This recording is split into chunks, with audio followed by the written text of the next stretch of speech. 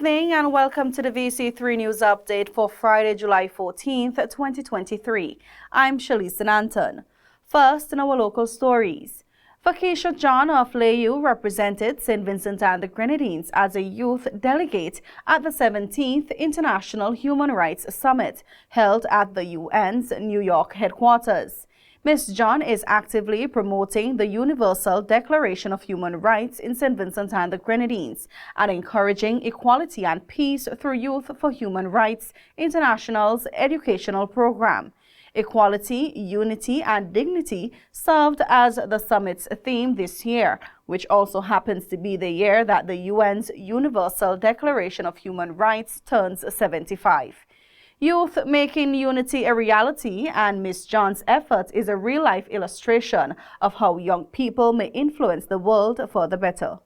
While she worked as a teacher at the Thomas Saunders Secondary School and the Central Leeward Secondary School, Ms. John was a fierce supporter of children's rights. In an effort to boost her students' self-confidence and develop their voices as young people, she has involved her students in a variety of extracurricular activities, including RBC Young Leaders, public speaking competitions, etc. She has also recently held the position of president of the NDP Young Democrats and worked as an adult youth leader in her church. Through her social media outlets, Ms. John also takes part in social and political activity. The two-day meeting was attended by more than 400 officials, ambassadors and representatives of UN permanent missions, representatives of NGOs, educators, human rights activists, and members of civil society.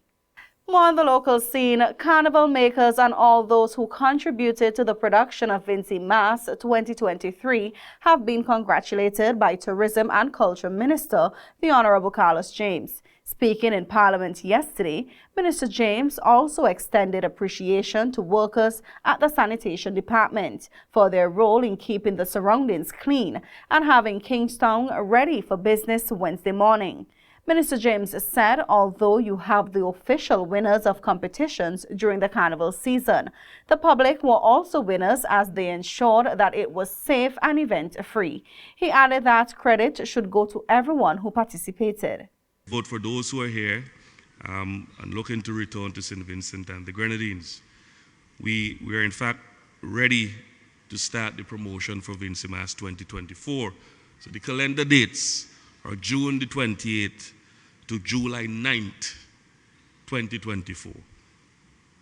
And that is the calendar dates to be tabled for VC Mass 2024. We're looking forward to even greater and brighter things next year. Interestingly, Madam Speaker, just to conclude, when I checked with all of the hotels, most of the hotels were filled to capacity. In fact, some of the promoters indicated that there were so much people at their events, they underestimated the crowds. And the suppliers of drinks, ice, and all of the other the ancillary services had challenges providing support because of the amount of people that participated and those who flew in. Most of the seats were filled and all of the airlines coming in. And with more airlines coming next year, and new hotels coming to boost our room stock, we can expect to see a large amount of visitors coming to St. Vincent and the Grenadines. So VC Mass 2024, we're looking forward to even a bigger and better festival.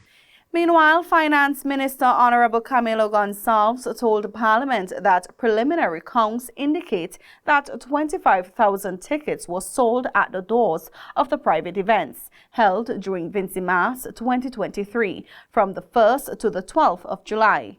And when you factor in the digital sales, the online sales of tickets, many of those were bought by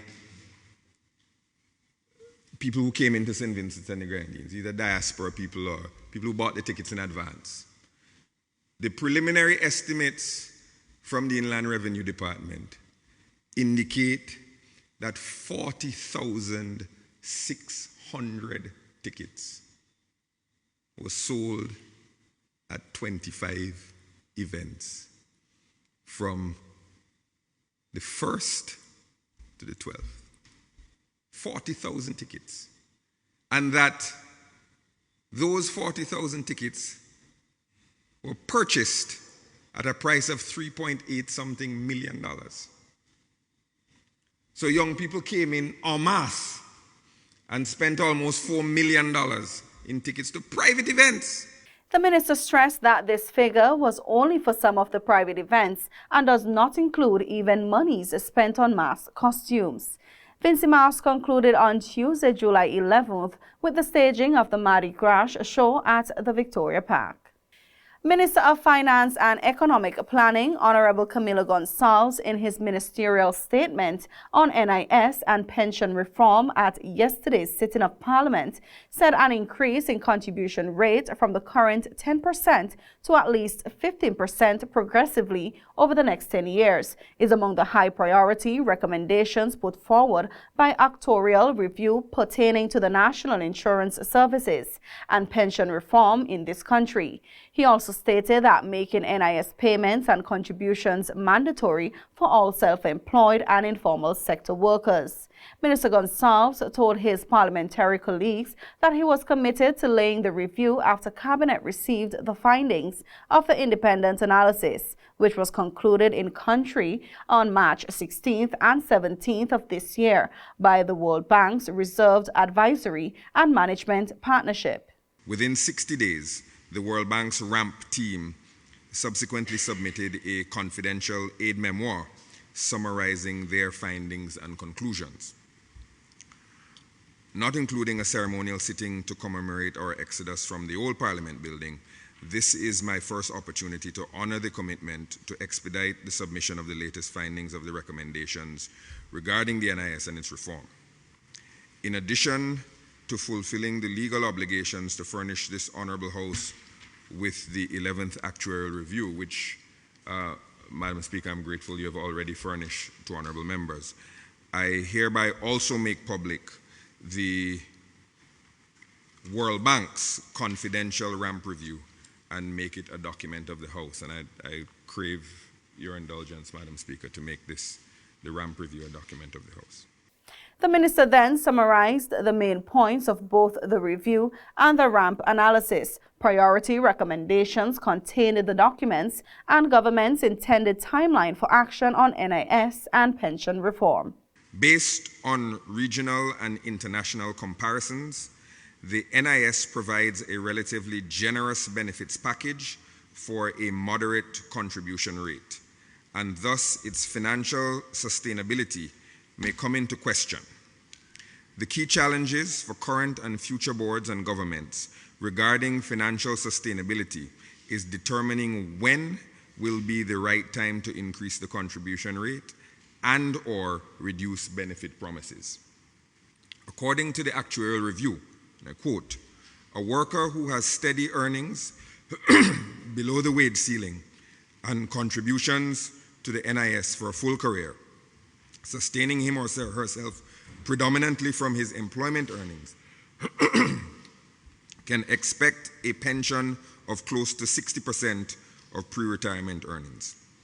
By International Labour Organization and other international standards, this is quite high."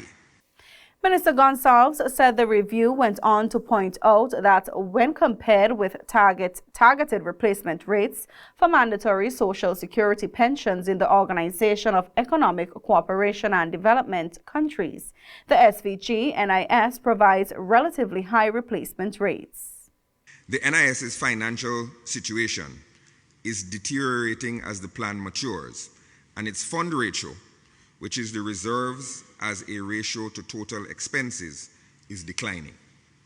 The NIS is utilizing a portion of its reserves to finance recurrent expenditures because total expenditure exceeded total income. According to the actuarial review, and I quote again, "By design, the NIS is partially funded and the current contribution rate and accumulated reserves are expected to be adequate to meet all obligations for approximately 15 more years."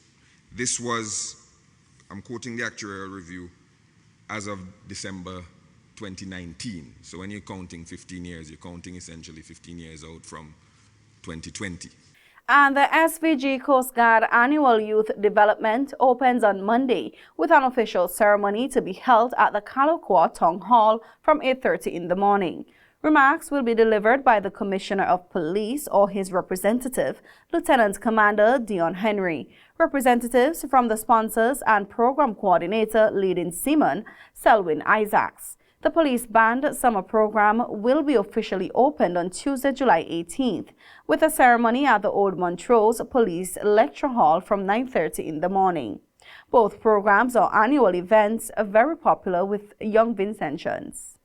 And those are the local stories. Catch the VC3 regional and international news update on VC3 channel 114.